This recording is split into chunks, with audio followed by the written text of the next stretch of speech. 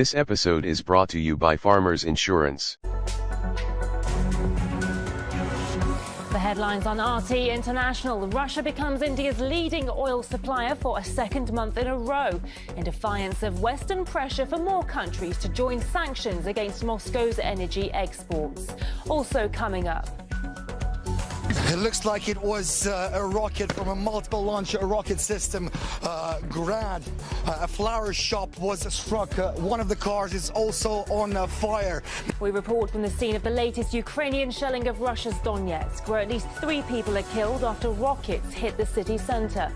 Plus, Israel cannot continue acting as a country above the international law. This is clear incitement at the end of the day. Journalists and rights experts demand justice for an Al Jazeera journalist shot dead by Israeli forces, with a case against the IDF filed at the International Criminal Court.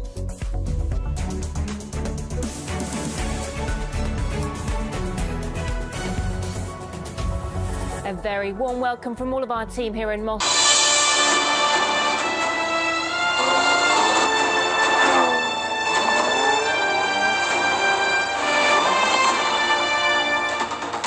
Jaguar F-Pace. It's a financial scandal that crashed Mozambique's economy. A court has now begun to deliver its verdict against 19 former officials who are accused of crimes that include money laundering and bribery. So, how will a nation move on? Can it move on? This is Inside Story.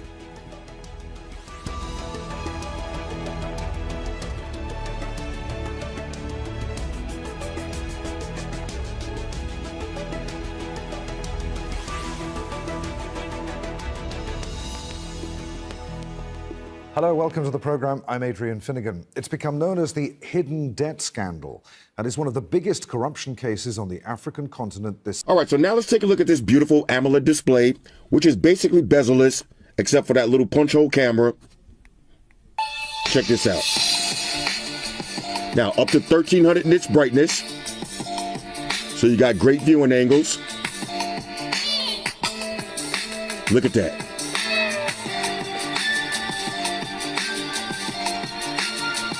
This is the way you want to watch your videos. All right, full screen mode. Let's keep it moving. All right, so now let's talk about the speakers. Now, when you're buying a gaming phone, one of the things that you expect is loudspeakers with a lot of bass, and this phone delivers. All right, $500. Listen to these speakers. Now, of course, I got the official Flossy Carter sound test by my homeboy Mark Rebier. Yo, sound test. Time for sound test. Everybody shut your mouth. Time for sound test. Time to test that quality of sound test. How's it sound, Floss? How's it sound, Floss? How's it sound now? How's it sound now? Does it sound big? Does it sound loud? How's the bass, baby? How's the treble on it? How's it sound now? How's it sound now? That's a sound test. That's a motherfucking sound test. Sound test. That's a sound test, baby. That's a sound test. That's a motherfucking sound test. How's the sound on that shit? God damn it, holla. Let's cover up the bottom speaker. Still hear it on the top. Listen. How's the sound, white shoes? How's the sound on it? Sounds dope.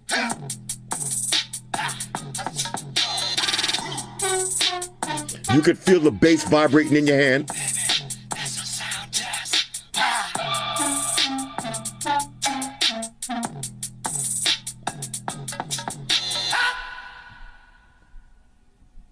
Ladies and gentlemen, Mark Rebier. These speakers are A1 for a $500 phone. Let's keep it moving. All right, so now... Okay, here we go. Asphalt Legends. I'm starting from level 2. All right, so we ain't got to watch that bullshit tutorial. Let's keep it moving. Here it is, y'all. Now, you don't need the gaming triggers for this one, so we're just going to rock out. Here it goes. Okay, we get that nitrous. Okay. Tap and hold the drift. We got it. We got it. Okay, here it goes. I don't know why they make you watch that twice. Okay, there it is. I got a drift to keep my nitrous. Oh, I should have took the top. There it is. Drift in the midair, why not? Okay. Oh, y'all seen that? New route. We got a new route alert. Come on, I gotta get this first place. All right, there it is. All right, so of course, I got the official Flossie Carter sound test by my homeboy Mark Rebier. Here we go. Sound test, time for sound test. Everybody shut your mouth, time for sound test. Time to test that quality of sound test. How's it sound, Floss? How's it sound, Floss? How's it sound now? How's it sound now? Does it sound big? Does it sound loud? How's the bass, baby? How's the treble on it? How's it sound now? How's it sound now? That's a sound test. That's a motherfucking sound test. Sound test. That's a sound test, baby. That's a sound test. That's a motherfucking sound test. How's the sound on that shit? God damn it, holla. Oh my God, these speakers sound incredible. You can feel the bass.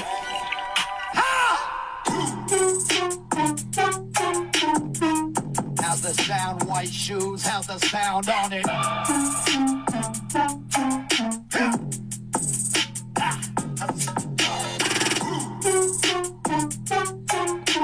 the sound, baby? That's a sound test.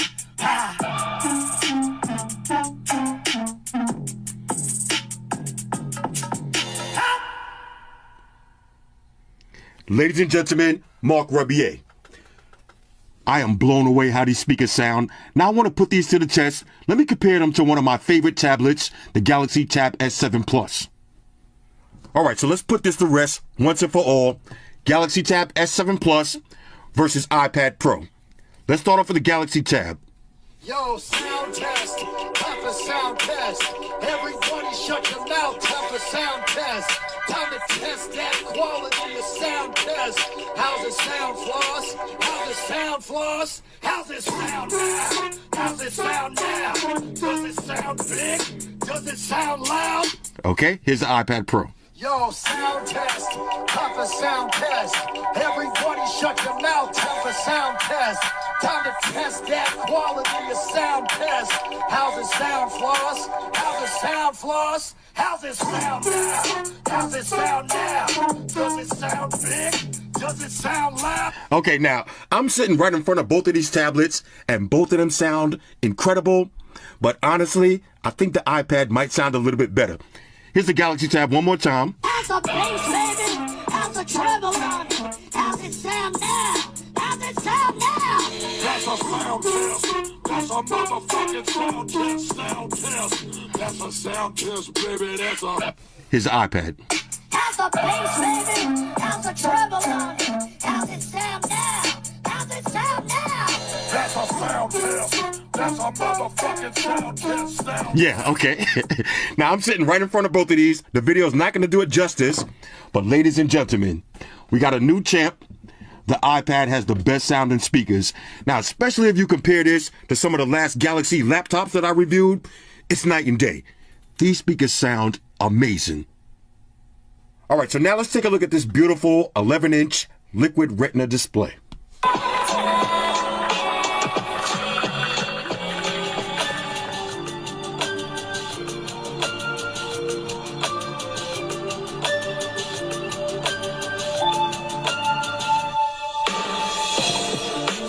Oh, I love this.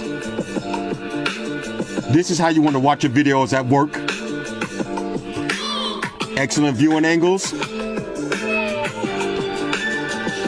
But the colors look stunning.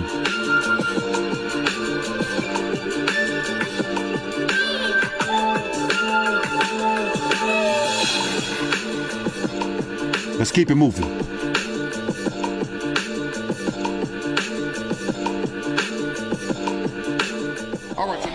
All right, so let's try some Asphalt 9. Here we go. Okay, tap and hold the drift. All right. Here we go, here we go. Okay, that's the nitro. Let's go. Okay. Oh, I should have drifted. Okay, so now you can choose your directions. Okay, I got it. With a little swipe. There it is. Nitro. Little drifting. More nitro. Shoes can't take it. All right, let's keep it moving. All right, we'll swipe over. Hit that ramp. Bang. Okay. Woo. I could actually get into this game if I sat down and played with it for a little while. Hold up. There it is. Woo! Let's go. Let's nitro to the finish. Right, there it is. All right. So it runs your games pretty good. All right, so we're going to do one more round. All right, we got City Dash, San Francisco. Let's try this out. Okay, finish in position 3 or better. Now I'm in the Mitzi. Let's get it on. Here we go. Nitro fresh out the gate. Let's go. Okay, don't. I got you. I got it. Hold the drift. I got it. I got it. God damn it. All right. I know. Okay. Let's go.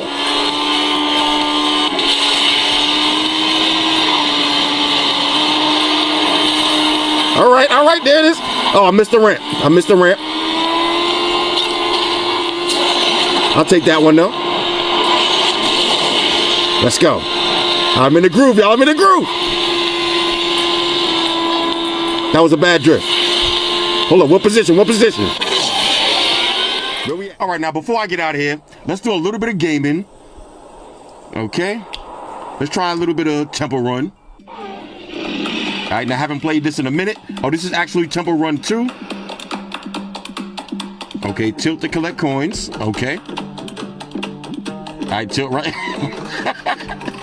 I haven't played this. I never played Temple Run 2, actually. All right. The speakers sound so dope on this. Okay. All right, let's see if we got the same Temple Run skills. Okay, here it is. Oh, no. Oh, uh-oh. All right, I'm out. Okay, you make a mistake, they on you. All right, they on you. All right, let's slide down the slide, okay. Okay, that was clean. Okay. Let's do one more. Bang. Okay. Okay. Gotta be quick on this one. Oh! Let's try that one more time. You gotta be quick with the turns. All right. All right, let's try that again.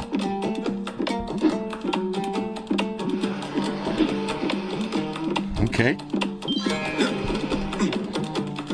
This is the kind of game I would definitely play in the airport. Double tap. Okay, got a little invincibility. All right, let's go. Let's see how long I last in the real game. Oh.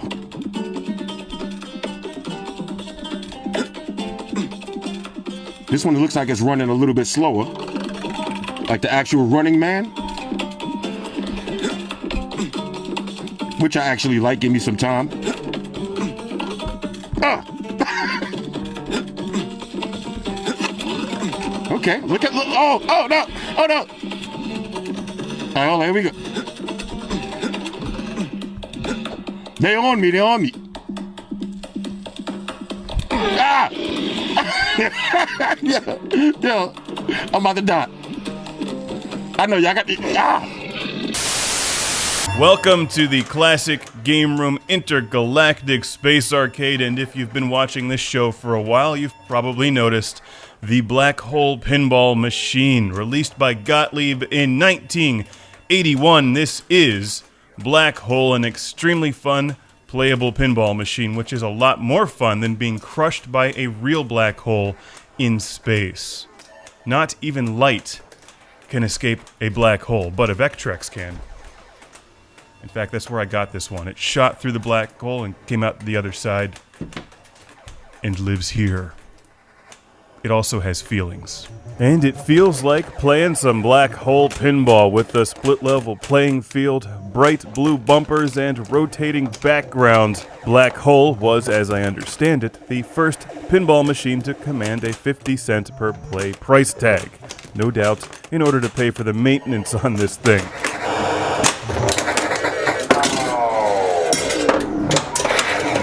Like a real black hole pinball is known to suck the money out of operators' pockets. It can be a somewhat problematic pinball machine. As you can see, there's a lot of things that can go wrong with its split-level playing field and Gottlieb heritage. If you're going to own a black hole, just prepare to do some periodic maintenance on it.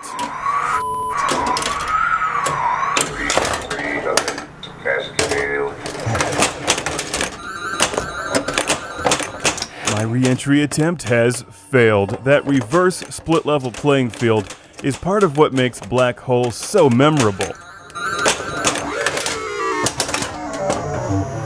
I loved this game when I was a kid back in the day. I would play it in the arcades with my dad all the time, and we still play it today. Black Hole is an extremely straightforward machine that can be very tricky, but never to the point where it's frustrating and annoying. Black Hole is always fun.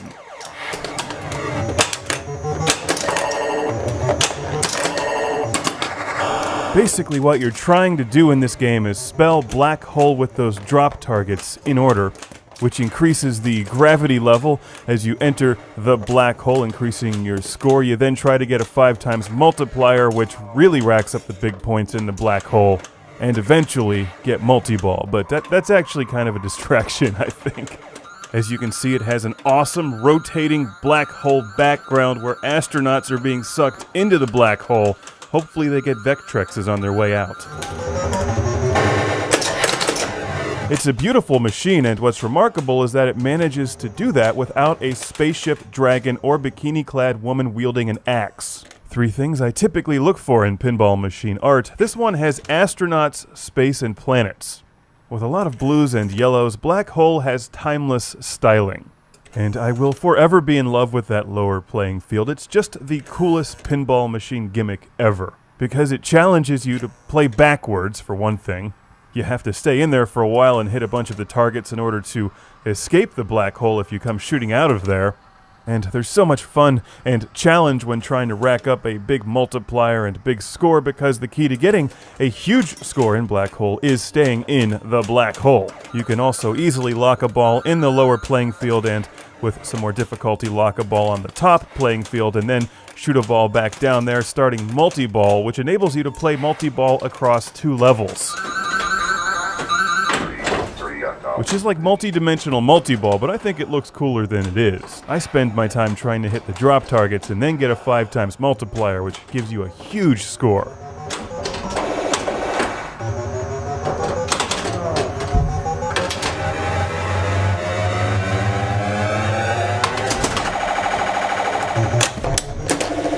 This also has that crazy double right flipper design. You can easily lose balls on the left or right side. It's got a bumper on the bottom left. And it's just a wild machine that never plays the same twice. Like being sucked into a real black hole in space, you never know where you'll end up after playing Black Hole pinball.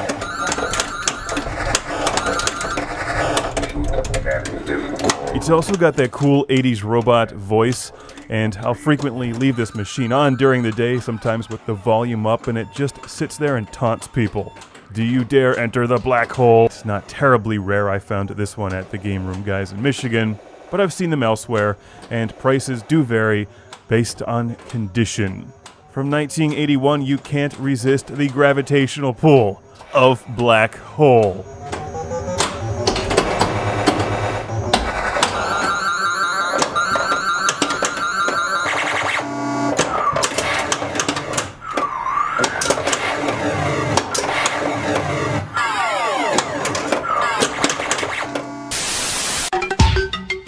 very clear that you can't have a system which is unilaterally imposed by you and where you have carved out exceptions that suit Europe, but then you insist that it is a low-sodium water, moderately mineralized, with a predominance of calcium and magnesium bicarbonates. 1817 to the present, there is a grey castle, and under it there is a red rectangle, and inside it, there is a white number 1817, and under the rectangle, there is the word Nab Chowianka in blue text, and under it, there are the words Naturalna Woda and Mineralna in red text. Here is a variant and a commercial. Pragnienie to moc. Sprawia, że wytrwale dążymy do celu. Tak jak nałęczowianka, która podróżuje w głębi Nałęczowa. Podczas swojej drogi wśród podziemnych skał nałęczowianka nasyca się kompozycją 7 minerałów i przekazuje je tobie, sycąc twój organizm. Byś mógł robić to, czego pragniesz, codziennie. Nałęczowianka, miej w sobie pragnienie. Okay, now I'm gonna talk about Glyco. It is a Japanese multinational food processing company headquartered in Nishiyatagawa-ku, Osaka. It does business across 30 countries in North America, Asia Pacific and Europe.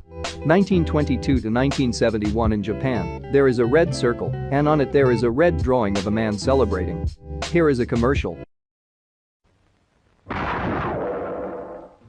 しい鉄人グリコにいろんな鉄人のおまけが増えました。おいしいミルクグリコ。新しい鉄人のおまけ付き鉄人28号グリコ。1971 to 1992 in Japan, the circle and the drawing are now black. Here is a commercial.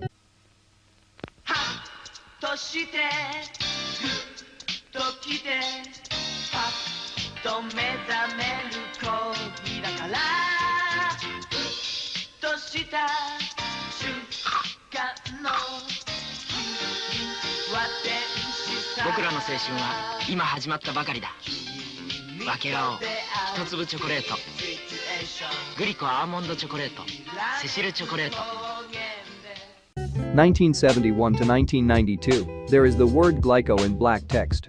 Here is a commercial.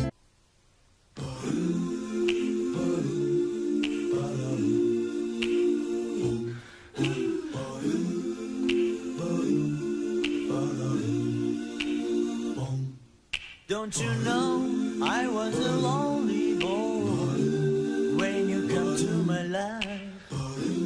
I'm so happy, so I sing this song. Only for Glyco Almond Chocolate. 1992 to the present, the text is now in red text, and the font has changed. Here is the Japanese version, a variant and a commercial. Everybody push in!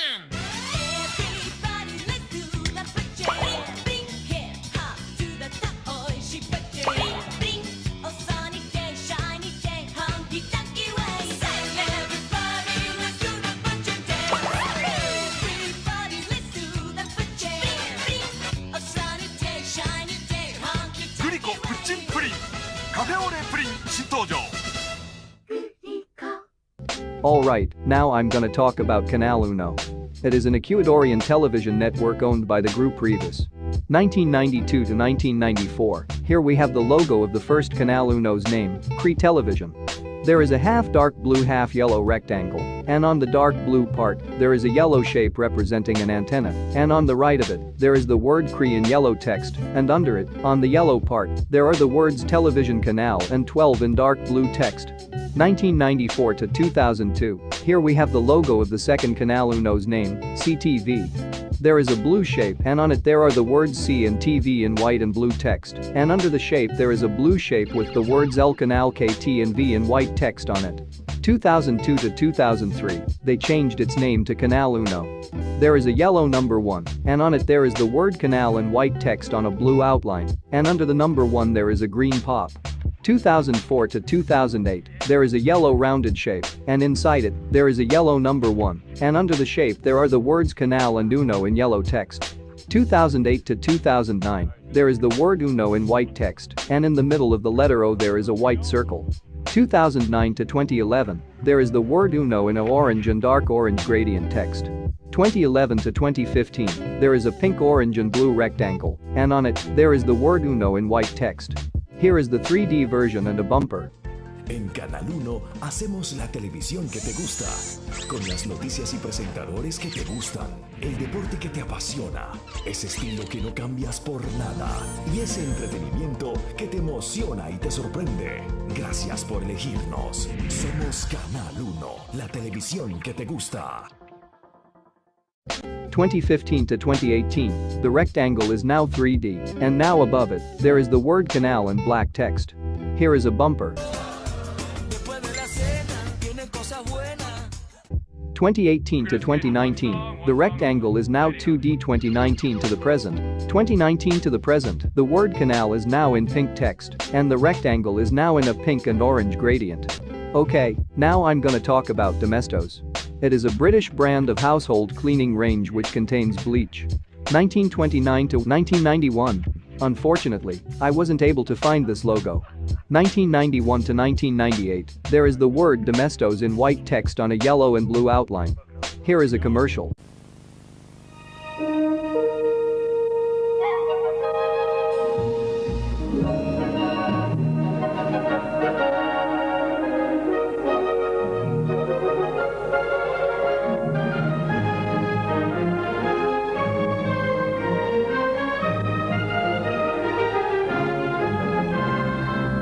Spiller's Prime has individual meaty pieces, because every dog's an individual. 1998 to 2002, now sorting the text, there are two arrows, one blue and one red. Here is a commercial. Starting your own business can be scary.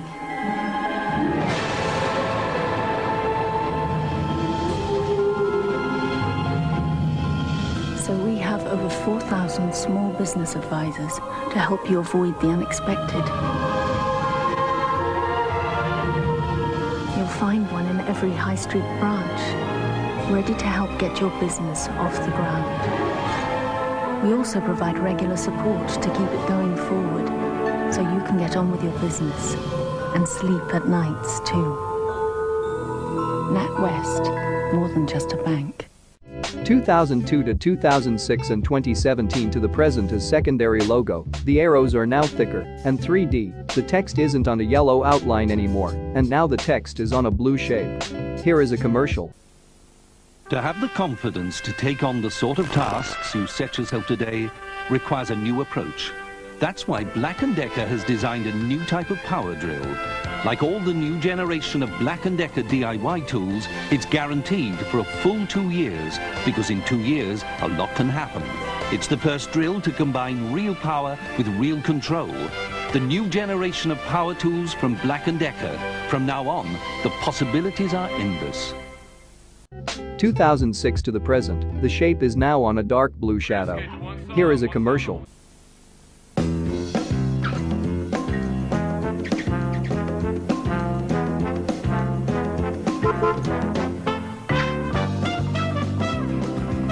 Shell have removed about half the lead from 4-star petrol. So, if you want to halve the lead your car puts into the air, you don't need a new car. You just need a new petrol. Fill up at Shell and help make driving that little bit cleaner. 2017 to the present is secondary logo. The logo is now 3D. Here is a commercial.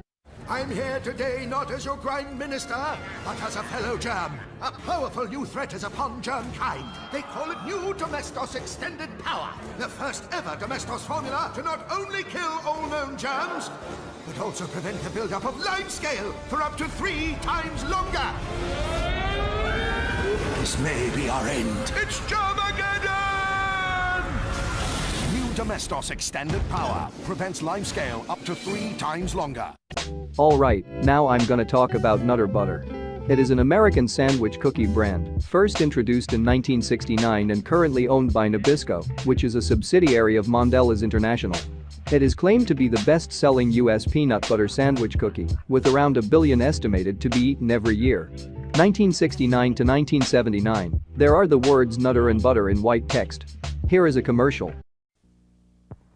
Have another Nutter Butter peanut butter sandwich cookie? How can I have another Nutter Butter peanut butter sandwich cookie when I haven't had any yet? Oh, yes. Here. Well, they're absolutely great from Nabisco. Crunchy peanut-shaped cookie outside, creamy peanut butter filling inside. They're very good. May I have another Nutter Butter peanut butter sandwich cookie, please? Have another Nutter Butter peanut butter sandwich cookie. They're from Nabisco. 1979 to 2001, there are the words Nutter and Butter in white text on a blue outline, and under them there are the words Peanut Butter Sandwich and Cookies in black text. 2001 to 2006, there are the words Nutter and Butter in white text on a blue outline. 2006 to 2011, the font has changed, and the logo is darker. 2011 to the present, the font has changed, and the logo is even darker.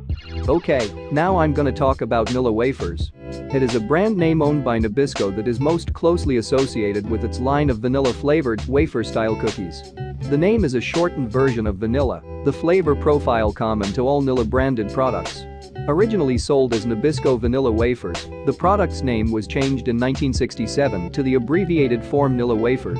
1898 to 1967, here we have the logo of the first Nilla Wafers name, Nabisco Nilla Wafers. There is a red rounded square, and inside it there is a white shape, and under the square, there is the word Nabisco in dark blue text, and under it, there are the words Vanilla and Wafers in dark blue text. 1967 to 1982, they changed its name to Nilla Wafers. There is the word Nilla in red text, and under it there is a wafer, and on the right of it, there is the word Wafers in dark blue text. Here is a commercial. Jennifer, what's this? She said get vanilla wafers, Mommy. I said Nilla Wafers from Nabisco, honey. Tastes good, Mommy. Nilla does taste good, because only good things go into Nilla, like eggs and real butter. So Nilla's the wafer that goes into my recipes and my Jennifer. Only good things go into Nilla Wafers. Nabisco makes them. So the good things always come to 1982 to 1993, there is the word Nilla in red text. Here is a commercial. Concerned mother? You better believe it. We spend time together. Right now, we're having a snack with Nilla Wafers. They're Nabisco, and I like that. And she loves them, don't you? Yeah. No fudge, no fluff. Just simple goodness I can feel good about. Only the best for her. You know? Yeah. Nabisco Nilla Wafers. Simple goodness you can feel good about. Nabisco. 1993 to 1999, there is the word Nilla in red text on a white and black outline, and under it, there is the word Wafers in black text, and under it, there is a red line. 1999 to 2008, there is the word Nilla in red text, and under it, there is the word Wafers in blue text. 2008 to 2012, the word Wafers has been removed. 2012 to the present, the font has changed, and now under the word Nilla, there is the word Wafers in red text. Okay, now it's time to talk about Mercedes-Benz. It is a German luxury and commercial vehicle automotive brand established in 1926. Mercedes-Benz AG is headquartered in Stuttgart, Baden-Württemberg, Germany. Mercedes-Benz AG produces consumer luxury vehicles and commercial vehicles badged as Mercedes-Benz. 1902 to 1909, here we have the logo of the first Mercedes-Benz's name, Mercedes. There is a black shape, and inside it there is the word Mercedes in white text. 1909 to 1916, here we have the logo of the second Mercedes-Benz's name, Benz. There is a black circle and on it there are some white shapes, and in the middle of the circle, there is the word Benz in black text. Here is the colored version and the variant. 1916 to 1926, there is a black circle on a yellow outline with a red middle, and on the black part, there are 4 yellow shapes, and under them, there is the word Mercedes in yellow text, and on the red part, there is a white shape on a yellow outline. 1926 to 1933 as a primary logo and 1933 to the present as a secondary logo, they changed its name to Mercedes-Benz. There is a blue circle on a white outline, and on it there is the word Mercedes in white text, and under it there are some white shapes, and under them there is the word Benz in white text, and in the middle of the circle, there is a white shape. 1933 to 1989, there is a black circle, and in the middle of it, there is a black shape. Here is a commercial. Which car has the best resale value at retail?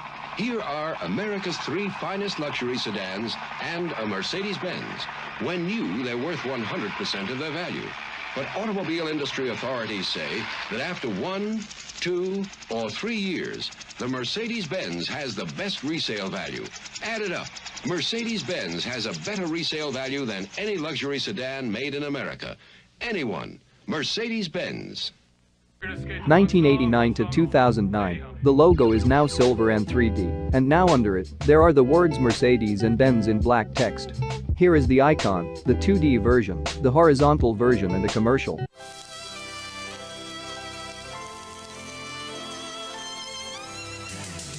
fish, loves you, baby. You're beautiful. Where shall I go? What shall I do? Frankly, my dear, I don't give a hoot. Change one thing and it's just not the same. But when every part is exactly right, welcome to the Mercedes experience. 2009 to the present, the text is bigger. Here is the icon, the horizontal version, the 2D version, and a commercial.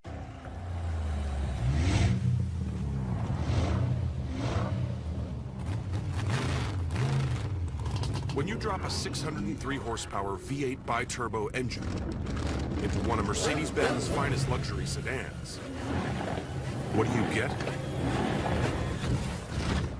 You get out of the way. 0 to 60 in 3.3 seconds. The Mercedes-AMG E63S sedan.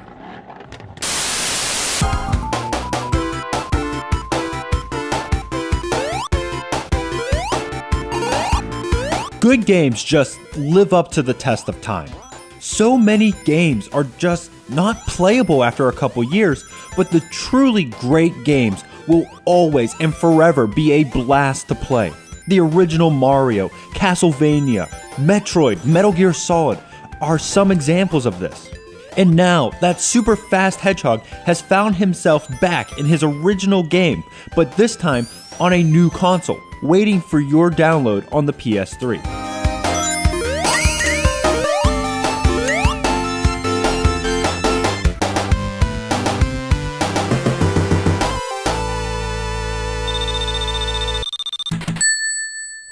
In case you have been under a rock, here's a quick rundown. Dr. Robotnik, or as he is also known as Dr. Eggman, is trying to collect all the Chaos Emeralds and control the island. He has captured all the forest animals and is turning them into robots, so it is up to Sonic, an extremely fast blue hedgehog, to rescue the animals, find the Chaos Emeralds, and save the forest. Yeah, the story is kinda whack, but back in the day, video games were based solely on gameplay and not story. A brilliant concept, and that is where Sonic truly excels. You will run through multiple levels, each broken down into 3 separate acts, with the third act ending in a fight against Robotnik himself. Sonic can move fast and jump, and must use his skills to navigate through the tricky design levels. Now, I'm of the belief that games should be played in their original form on their original console, and Sonic is no different. But my beliefs don't change the fact that this is a great version of the game, packed with multiple features and improvements. For one, and most importantly, the game feels right. The jumping is responsive and feels identical to the Genesis version. The graphics are HD and look absolutely amazing, and the music has never sounded better.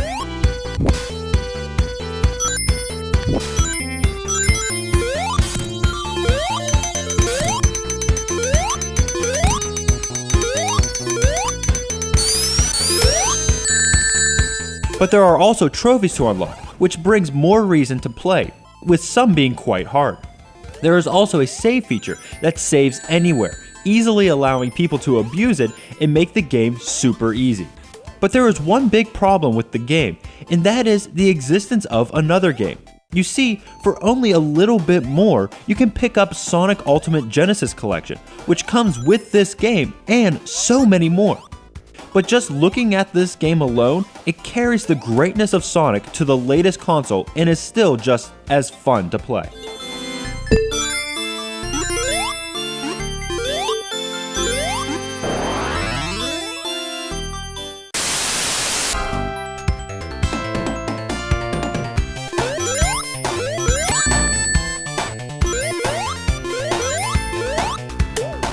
Some things are just good, great, amazing, exceptional, marvelous.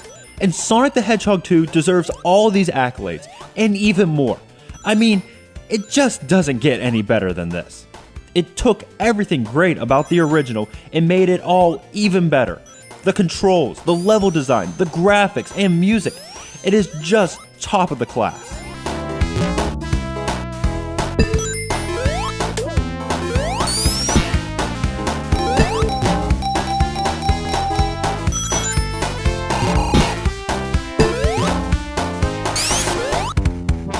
The story is pretty much the same as the original.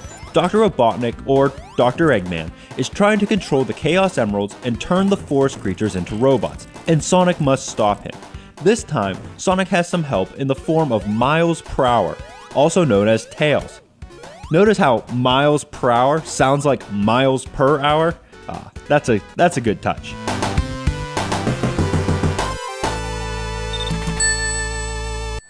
Tails is a great sidekick. He is there when you need him, but also doesn't slow you down.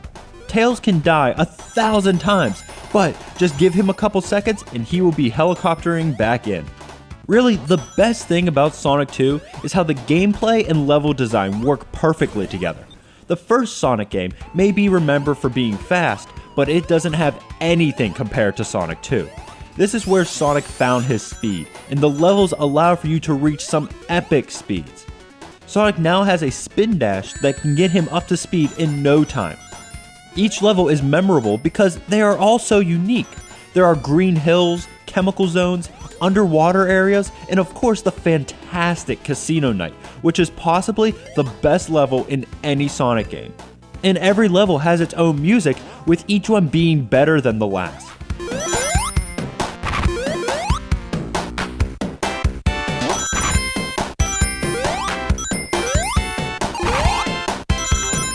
And all of this is carried over for this port. The controls are just as responsive, the music just as catchy, and the levels just as amazing and interesting.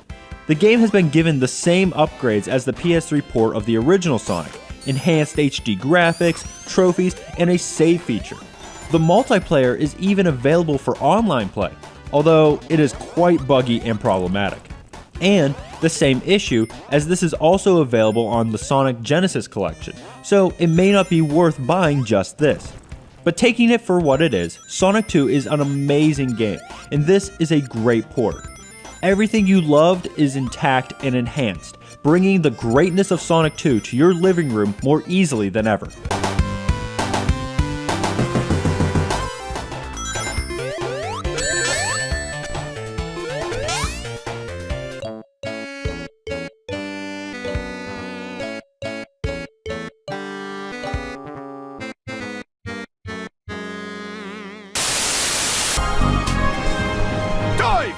Dive! The problem with having no teeth is the inability to chew food. For all the evolutionary advantages of the owl, that's its biggest problem. It has to swallow its food whole, only to throw up the indigestible material in a disgusting little glob known as a pellet. It's smart, then, that developer Chrome Studios left all mention of pellets on the cutting room floor during this game's development. If you're creating a game that emphasizes the owl's grace and elegance, there's no room for puked up nuggets of bones and fur. Now, I only bring it up because, in a sense, Legend of the Guardians, the Owls of Ga'Hoole, reminds me of that unsightly digestive process. As pellets are to owls, so is this to video games. Stop it, the two of you. Shameful. Not that I should be surprised. A moist lump of gameplay that tastes good at first, but will later be thrown up. Based on the CGI adaptation of Catherine Lasky's Guardians of Ga'Hoole novels, The Legend of the Guardians is essentially a game of feathery flight combat. Now, I'm no ornithologist, but after closely observing its behavior in Legends of the Guardians, I'm convinced that the owl has a genetic relation to the fox. Or at least the star fox.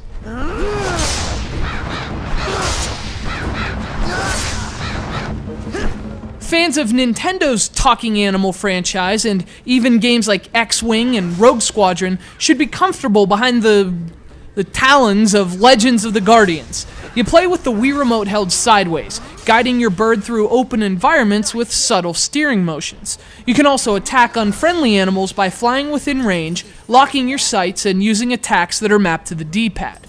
Now the combat works, and the ability to counter attacks with well-timed button presses feels satisfying, at least at first. The problem is that nothing changes. You wait for things to evolve, for the gameplay to progress, but it doesn't. And as a result, Legend of the Guardians feels too simple and repetitive to keep you engaged, even for its very short duration. But at least the combat works. The biggest problem with Legend of the Guardians is steering your owl. Motion controls are sometimes a more precise alternative to analog sticks, but sometimes they're not. Case in point, using tilt to steer. You never feel like you have total control in Legend of the Guardians. In fact, I frequently found myself wishing I could just take to the skies with analog control instead.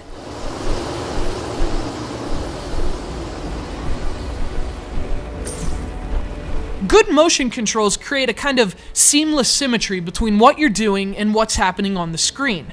They don't make you wish for a wave bird. Unfortunately, Legend of the Guardians does, and among the many things it doesn't do is learn from the mistakes of tilt-based flight games like Lair.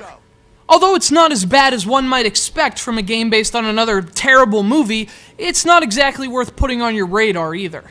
For all the things it does with surprising competence, there's a lot in the very short and awkwardly controlling Legend of the Guardians you won't be able to digest.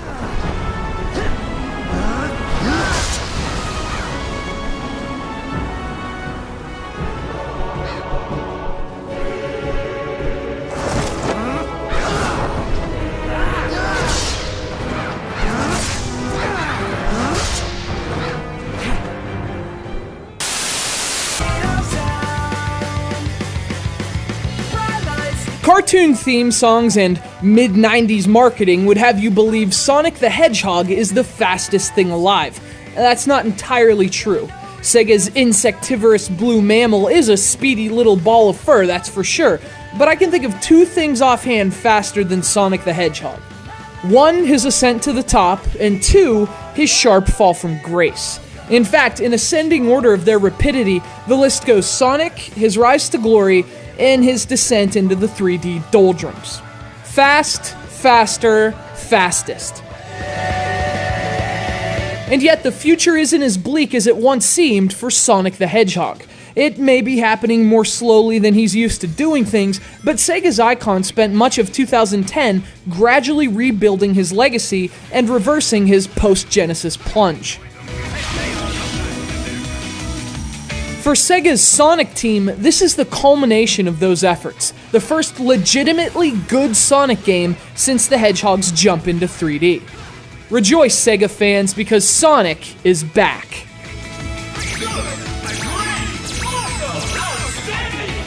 Released for the Wii and Nintendo DS, Sonic Colors shows some very smart game design, something we haven't been able to honestly say about a Sonic game since the 16-bit days. With this game, Sega finally shows a renewed understanding of what works within the Sonic formula, a grasp that, frankly, hasn't been this clear since he was a 2D sprite.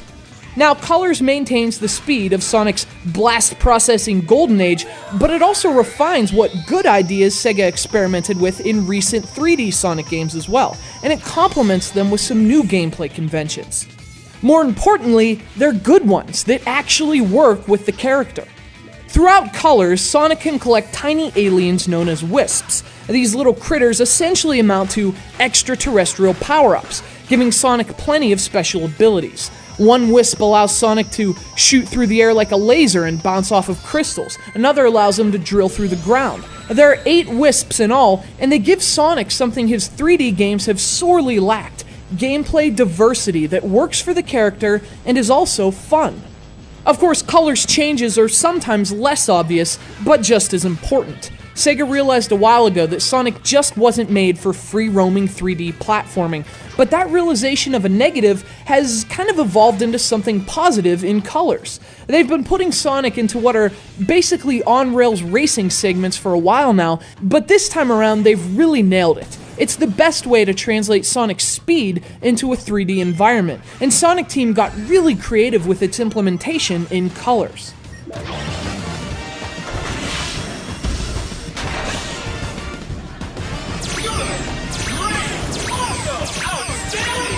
Speaking of creativity, the game's level designs are a refreshing twist on past Sonic stages, and frankly are some of the best I've seen in a Sonic game ever.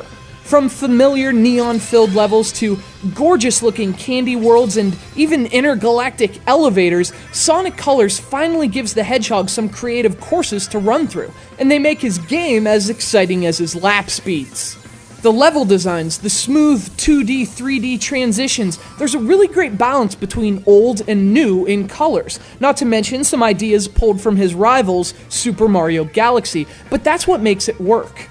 Now, those typically loose Sonic controls do hold Colors back a bit, but at the very least, this game is a huge step forward for the clean and back in his sneakers in Sonic Colors, one of 2010's most surprising comebacks.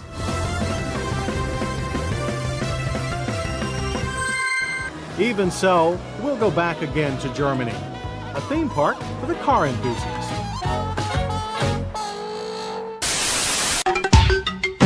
Be on trial or will be sentenced, but yes, a number of significant people involved in this fraud.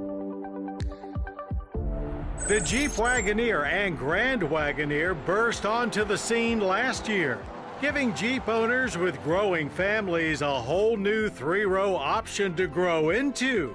Now Jeep delivers a stretched alternative, the 2023 Wagoneer L and Grand Wagoneer L. Wagoneer is, of course, the reintroduced premium extension of the Jeep brand, and the Grand Wagoneer takes it to extremes with standard air suspension, cargo management rail system, full LED lighting, running boards, black accent roof, plus unique hood, front fascia, grille, and fender flares. Not to mention a whole suite of interior niceties, a unique dash design, walnut and aluminum trim, leather aplenty, and even massaging seats. But both Wagoneer L's share an elongated 130-inch wheelbase, 7 more than the standard Wagoneer, and an overall length that's a foot more. And while the added length certainly makes it look large and in charge, it doesn't appear too ungainly with things out of proportion. Designed to haul up to 8 people plus plenty of gear as comfortably as possible, both second and third row legrooms stay the same. The benefit comes strictly in extra cargo space behind the third row, which here in the Grand Wagoneer L grows from 28.4 cubic feet to 44.2. That climbs to 88.8 with the third row folded, and to a max of 112.9. The Wagoneer L's less bulky seats allow for an even greater max total of 130.9 cubic feet. All seats folding with a push of a button, of course. Towing capacity stays the same at 10,000 pounds. But doing the pulling is an all-new 3-liter twin-turbo inline-6 engine, designed to deliver more power, more torque, and better efficiency than the standard Wagoneer's V8. Dubbed Hurricane, 2 versions are available. The Wagoneer L's with 420 horsepower and 468 pound-feet of torque, while this Grand Wagoneer L gets a high-output version with 510 horsepower and 500 pound-feet of torque.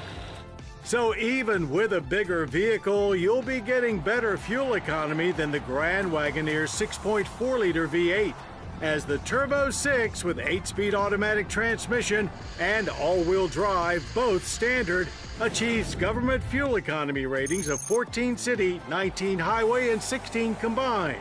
All numbers 1 better. We managed to average a fine 18.9 miles per gallon of premium. Depending on which trim is selected, you'll get either QuadraTrack 1, QuadraTrack 2, or QuadraDrive 2 4-wheel drive. For our Series 2 tester, that means QuadraDrive 2 along with QuadraLift air suspension and 22-inch polished aluminum wheels, which we steered towards Mason-Dixon Dragway, where it was clear this engine delivers an impressive amount of torque considering how easily it dealt with the well over 3 tons of weight here. The Grand Wagoneer L launches hard, hitting 60 in just 4.9 seconds. Smooth and consistent power delivery from there, with almost every run we did coming in at 13.5 seconds at 104 miles per hour. There's not much you can do about the close to 19 feet of length, however, as it requires keeping input smooth, but we were able to get through our handling course carrying quite a bit of speed. The interior is just as amazing as the regular Grand Wagoneer, with up to 75 inches of screen space and a Macintosh reference audio system pumping 1,375 watts of sound through 23 speakers. Front seats in Series 2 are 24-way adjustable with controls on the door just like Mercedes-Benz. If you opt for second-row captain's chairs, a big center console houses a 10-inch comfort display screen for making adjustments. And of course, other screens are available on the backs of the front seat headrest to keep you entertained and informed. If all of this space and luxury sound too good to be true, well, we can assure you it's real, but it will cost you, as the Grand Wagoneer L starts at a whopping $93,495. But if you just need the space and can get by with a lot less luxury and without four-wheel drive, you can get into a Wagoneer L for as little as $64,495.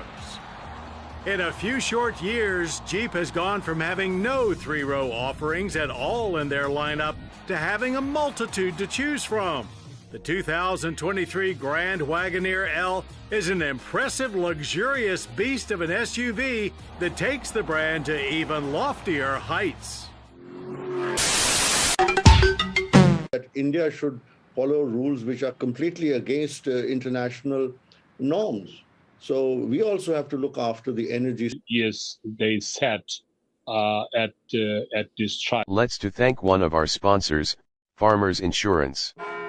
It's all you. No, I insist. It's your turn. Nope, I think it's your turn. I appreciate you so much. Thank you so much. Go. I appreciate your appreciation. It fills me. Safe drivers save money with Farmers. Just for driving safely? It's a Farmers policy perk.